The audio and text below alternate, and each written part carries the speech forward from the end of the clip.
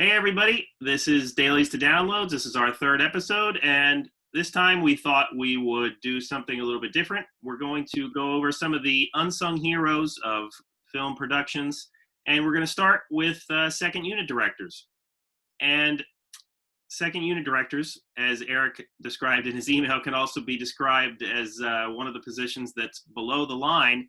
And when you had said that initially, I thought to myself, wow, I wonder how they feel about being called below the line. I was like, it sounds almost condescending in a way, but Yeah, that's not really, that's not really how it's intended, right, Erik? no, yeah, it's not like you don't work, you don't put in more work and then eventually get above the line. It's not like something that you can work to achieve. It's just the kind of role that is associated with that, but it's not meant as a pejorative. But many different kind of terms, but that is one of the catch-alls. Right. So, second unit directors, if you've heard of them before, you might associate them mostly with action sequences. And although that's partly true, that's not the only position that they play in a film production. So the second unit is basically a discrete team of filmmakers who are apart from the first unit, which would be the primary director and cinematographer and the principal actors. And basically, the second unit director and his team are responsible for shooting some of the supplemental footage of a film production, scenes like action sequences or pickups, which involve background footage or any footage that doesn't involve the principal cast. And so that's what they do. They often have to juggle a lot of things to get this done. They have to, go over people's time schedules. They have to make sure they do it in a way that matches the primary director's vision and what he has already shot. That's the most important thing that a second unit director has to do, is make sure that what he shoots matches exactly what the overall film has in terms of tone and all that. So if you watch a movie and see an action sequence that matches seamlessly with the rest of the movie, then the second unit director has done his job, right, Erik?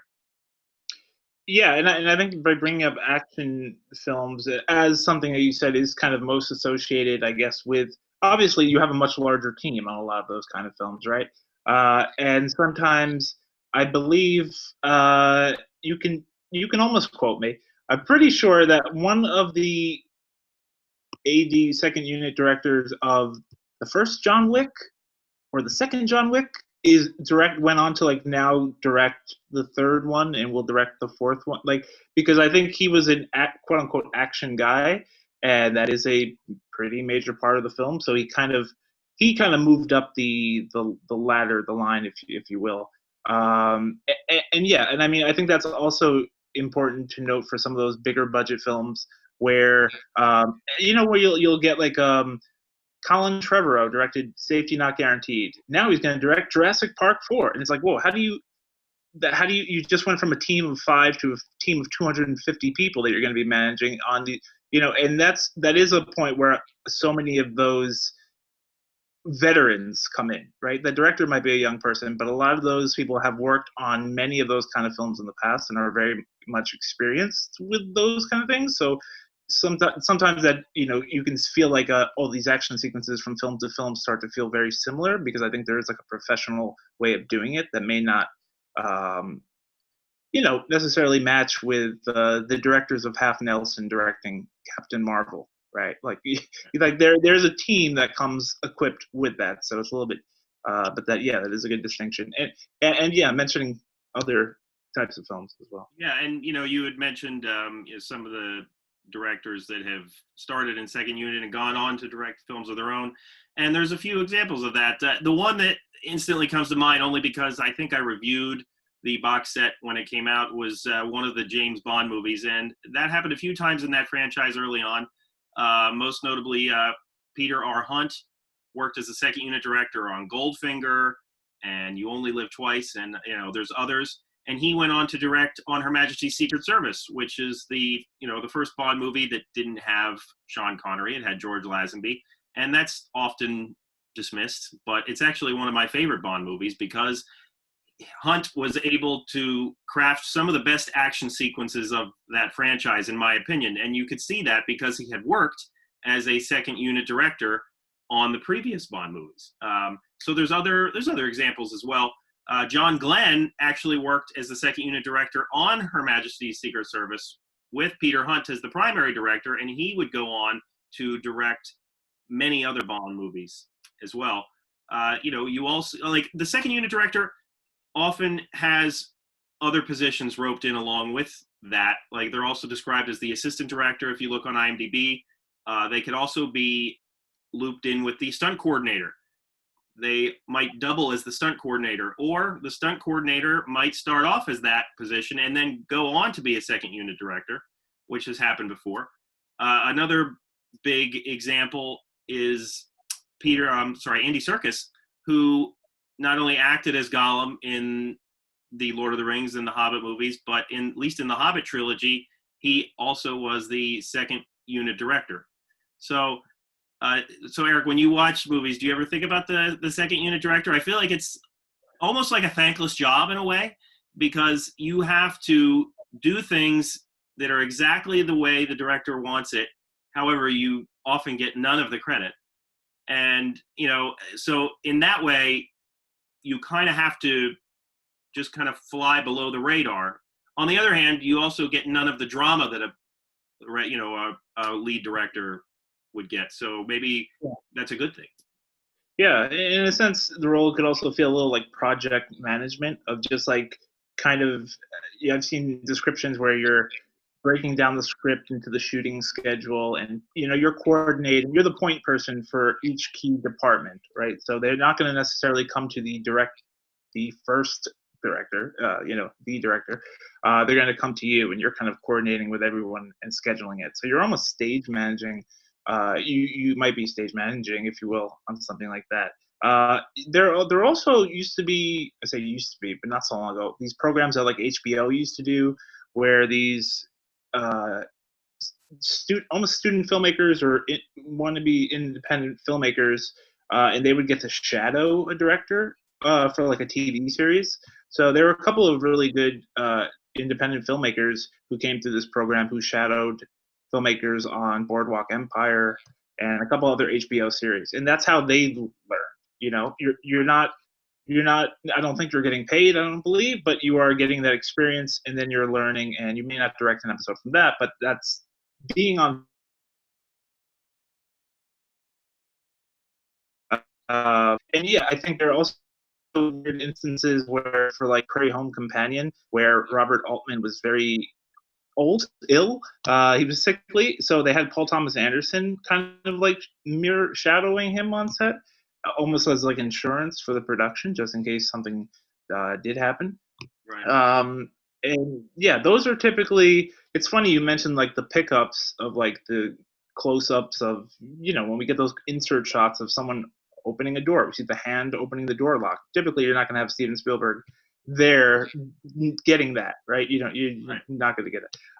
But I have read stories of like Scorsese where they were doing pickups for the King of Comedy, and they were in New Jersey, and it was like the last night, and Jerry Lewis had already gone back home to California, but they needed like those pickup shots of like Jerry Lewis shaking hands with Robert De Niro, and Scorsese was there, and Scorsese actually used his right arm to be Jerry Lewis's arm, which you would, it's a close-up shot. You're not going to know that watching it, but it's some directors will get involved in that stuff, but a lot are not that handsy. Absolutely. And since you mentioned that, one of the notable examples is Christopher Nolan, who would film every single action sequence, every single shot with his cinematographer, at least on The Dark Knight and Inception, which is Wally Pfister.